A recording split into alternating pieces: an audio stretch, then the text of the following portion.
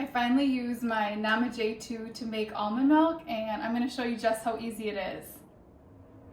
You first want to start by soaking your almonds overnight, or as long as you can. These have been soaking about 7 hours, and I just did a 1 cup of almonds in here, and I just filled the water to the top with clean filtered water, and we're just going to rinse it now. And you can do different proportions, but I'm doing 1 cup of almonds for my husband and I, because I go through it about every 3 days. And basically, we're just rinsing this really well.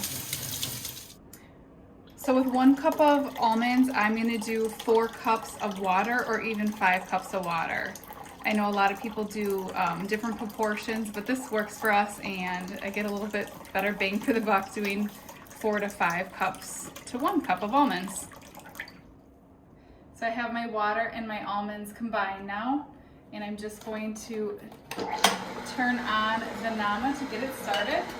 I'm just going to use a ladle, and I'm grabbing the almonds with the water combined.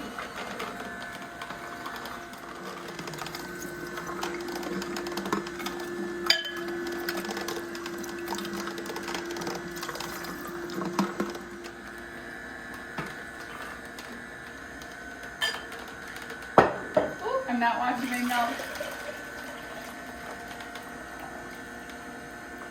And if I wanted, I could add in a medjool date to sweeten it right here. Just throw it in at the end and it will come through as well.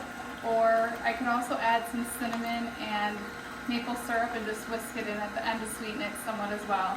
But I like it plain, so we're just keeping it almonds and water this time.